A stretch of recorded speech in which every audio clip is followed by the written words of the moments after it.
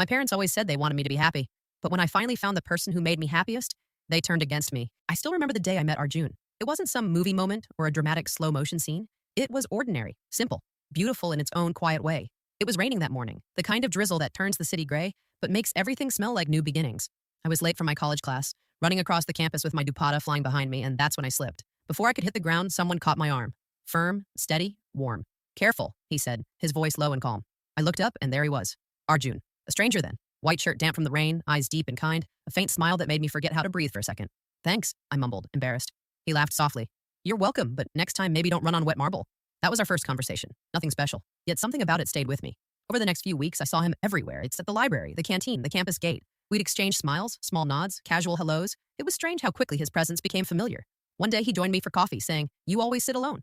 Mind if I change that?" I wanted to say no. My family didn't like me talking to boys too freely, but I said yes, and that yes changed everything. We talked for hours that day, about books, music, dreams. He wasn't like the others. He listened, really listened. When I told him about my dream of becoming a writer, he said, "Then write. Don't let anyone tell you otherwise." It was the first time someone had said that to me. Days turned into weeks, and soon we were inseparable. He'd wait for me after class, walk me to the bus stop. Sometimes we'd sit under the big banyan tree on campus, talking about everything and nothing.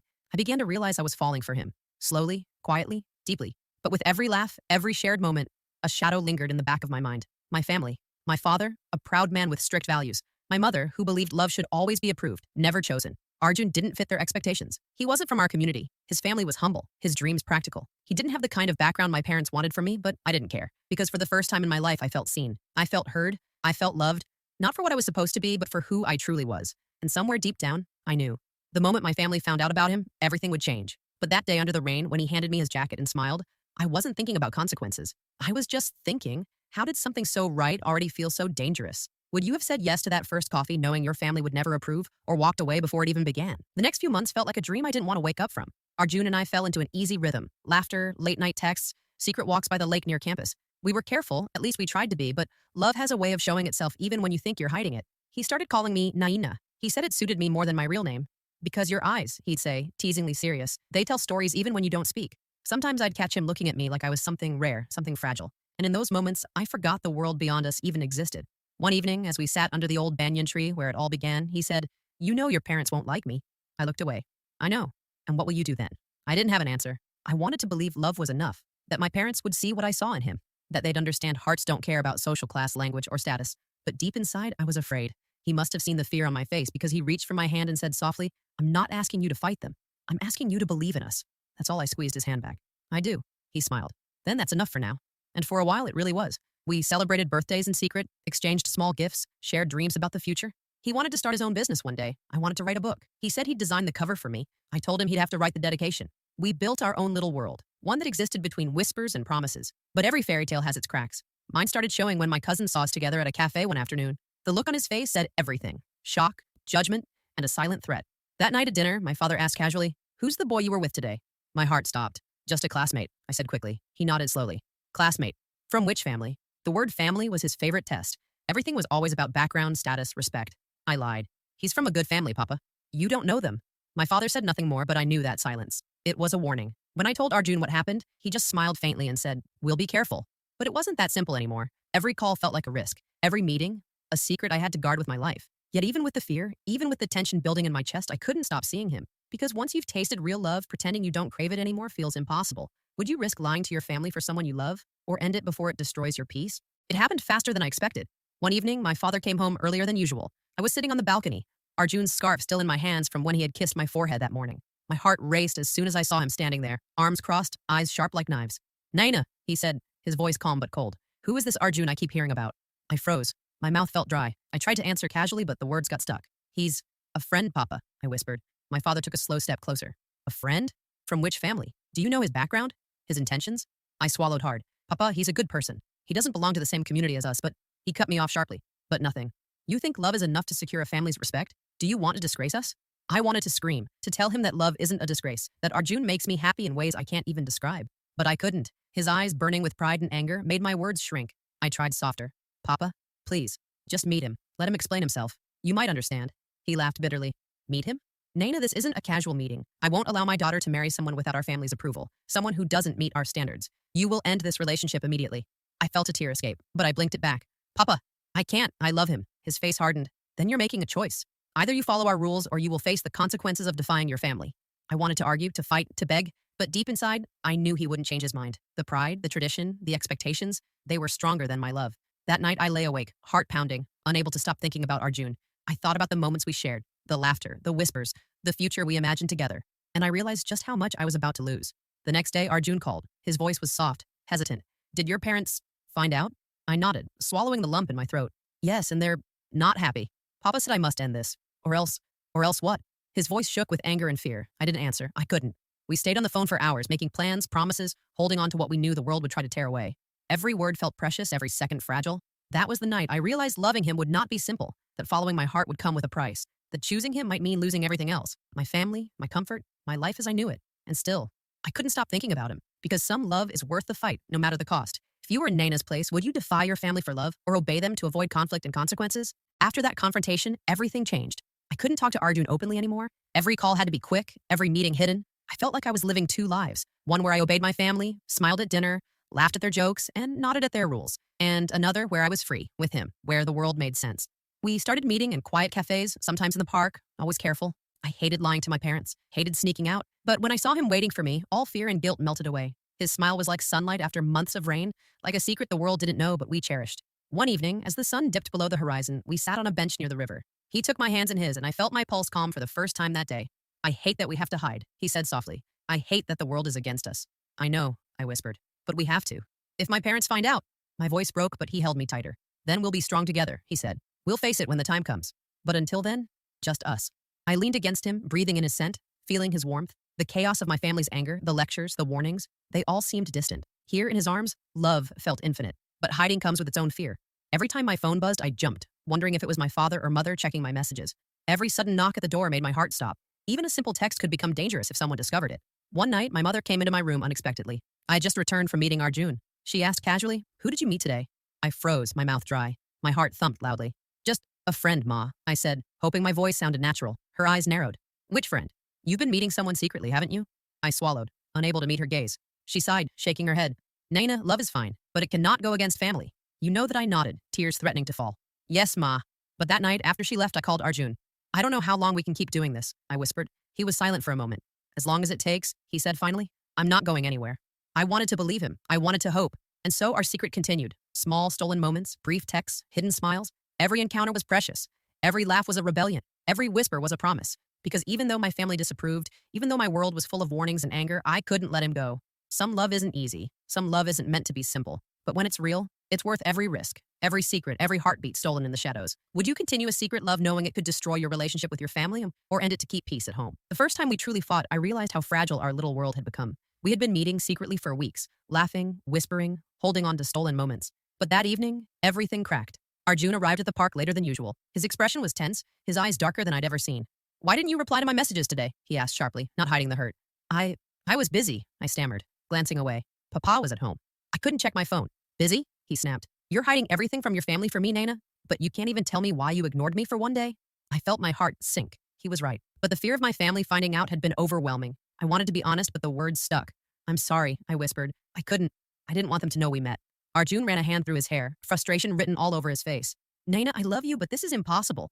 We can't keep sneaking around like teenagers. One mistake, and your whole world could collapse. And I can't lose you, not because of lies." I wanted to tell him that I didn't care about the consequences, that I would face anything for him. But the truth was, I was scared. Scared of my father's anger, my mother's disappointment, the disapproval of everyone who mattered in my life. "I know," I whispered, tears brimming, "but I can't risk them finding out yet. Not now." He shook his head slowly, looking like he carried the weight of the world.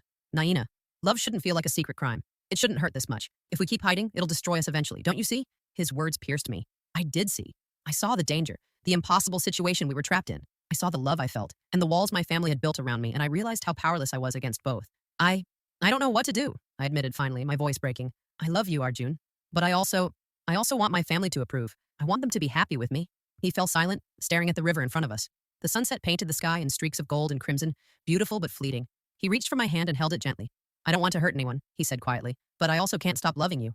I guess we'll just have to survive this somehow." We sat there in silence, holding hands, the weight of impossible choices pressing down on us.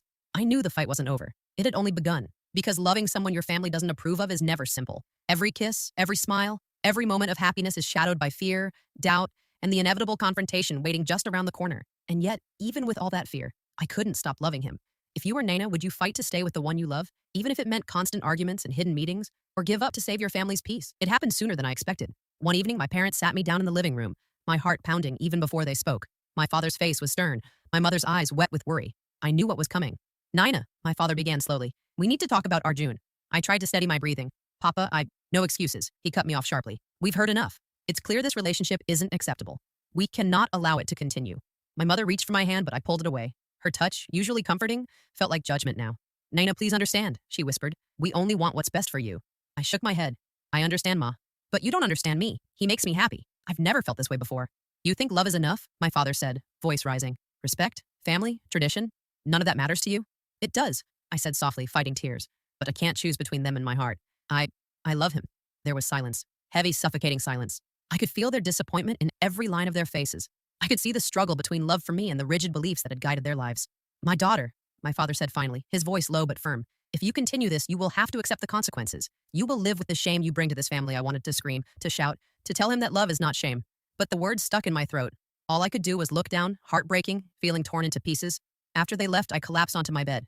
Arjun's face appeared in my mind, smiling softly, holding my hand, promising me a world beyond fear. But I also saw my parents' faces, disappointed and angry, their love tinged with judgment. I called Arjun that night. They know, I whispered, voice trembling. They want me to end this. They say I can't be with you. There was silence on the other end. Then he spoke, steady and strong. Naina, I knew this would happen. I'm not going anywhere. We'll find a way. Somehow I wanted to believe him. I wanted to fight with him, to stand against the world. But fear gripped me like a vice. The next morning, my father came to my room again, and this time he was calm, but insistent. Naina, think carefully. You have to decide. Love can wait. Family cannot. And that's when I realized the truth. Loving Arjun was no longer simple. Every smile, every touch, every heartbeat with him carried a weight. The weight of family disapproval, of tradition, of impossible expectations.